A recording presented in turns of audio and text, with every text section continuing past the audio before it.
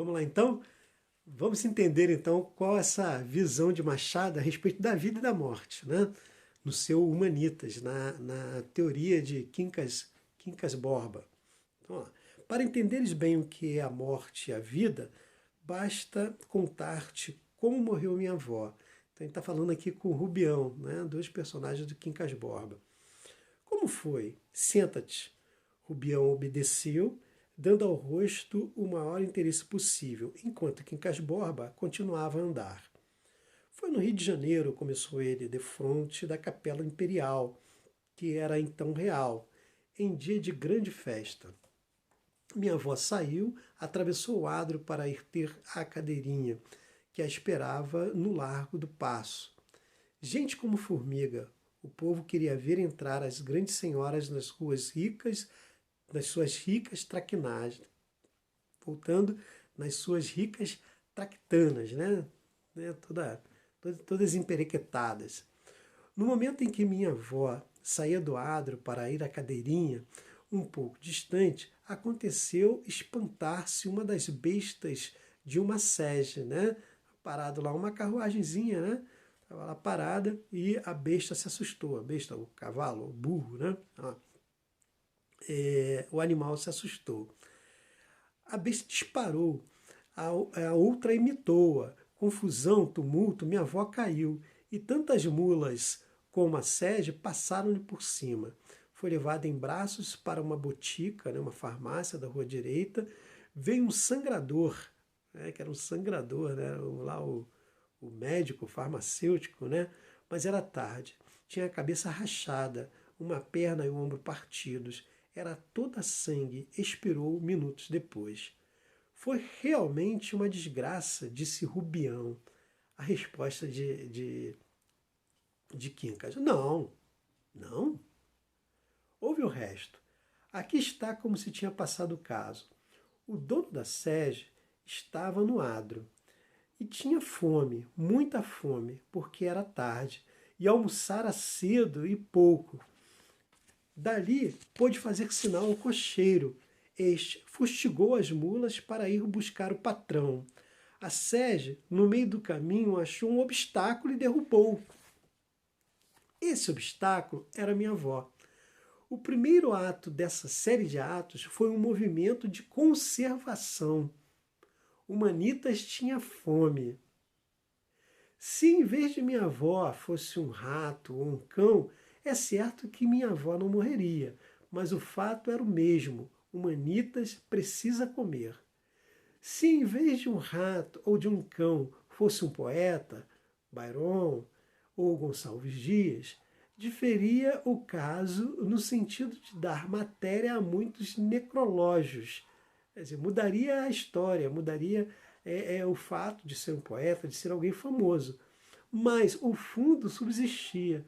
O universo ainda não parou por lhe faltarem alguns poemas mortos em flor na cabeça de um varão ilustre ou obscuro. Mas Humanitas, e isto importa antes de tudo, Humanitas precisa comer. Né? Humanitas, a vida precisa continuar, tá certo? Rubião escutava com a alma nos olhos, sinceramente desejoso de entender, mas não dava pela necessidade a que o amigo atribuía à morte da avó. Seguramente o dono da sede, por muito tarde que chegasse a casa, não morreria de fome, ao passo que a boa senhora morreu de verdade e para sempre. Explicou-lhe como pôde essas dúvidas e acabou perguntando-lhe: e que humanitas é esse? Aí ele vai explicar Humanitas para a gente, né? Humanitas é o princípio. Mas não digo nada. Tu não és capaz de entender isto, meu caro Rubião. Falemos de outra coisa. Né? Pô, isso é pesado para você, melhor você não se mete nisso não. Vamos falar sobre outra coisa, né? Diga sempre. Então, Quincas Borba, que não deixara de andar, parou alguns instantes. Queres ser meu discípulo? Ele era assim um filósofo, era meio doidão, né? Um filósofo. Quero. Bem, irás entendendo aos poucos a minha filosofia. No dia em que houveres penetrado inteiramente, esse dia terás o maior prazer da vida. porque não há vinho que embriague como a verdade. Crê-me, o humanitismo é o remate das coisas, e eu, que o formulei, sou o maior homem do mundo. Ó, o Quincas Borba, né? O maior homem do mundo, porque criou o Humanitas, né? Olha, vês como meu bom Quincas Borba está olhando para mim. Não ele, é o Humanitas. Não ele, é Humanitas. Mas que Humanitas é esse? Humanitas é o princípio. Há nas coisas todas certa substância recôndita e idêntica. Um princípio único, universal, eterno, comum, indivisível e indestrutível.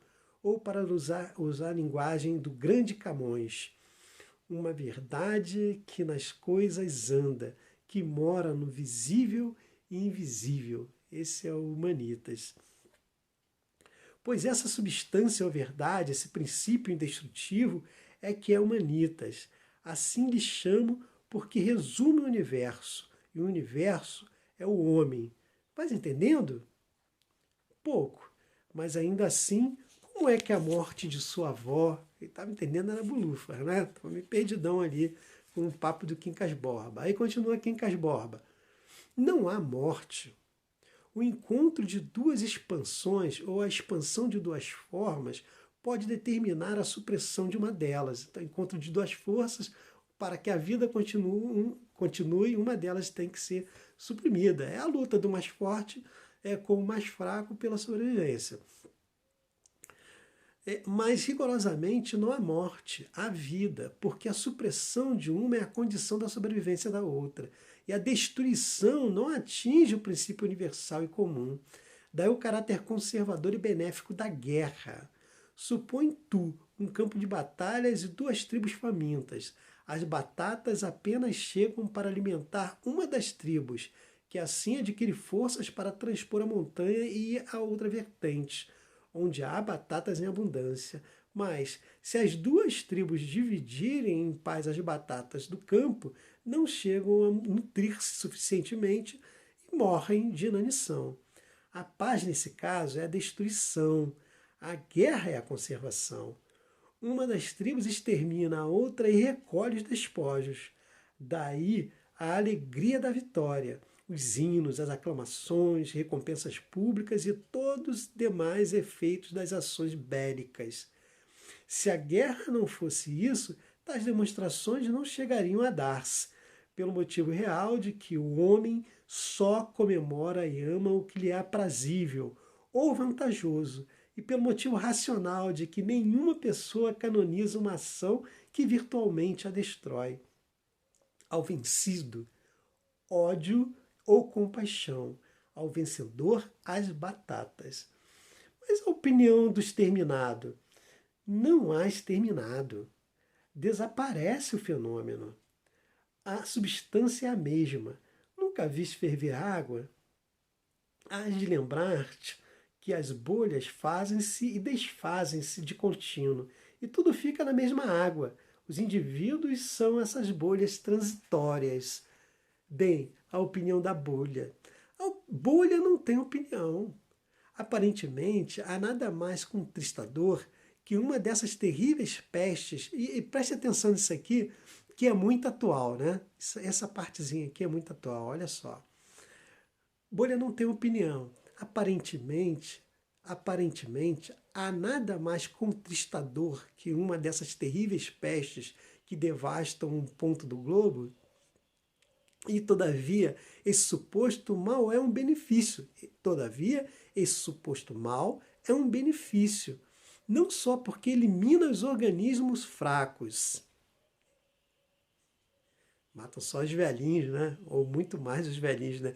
Elimina e aqueles que têm doenças crônicas e tudo mais. Estamos falando de alguma coisa muito atual, né?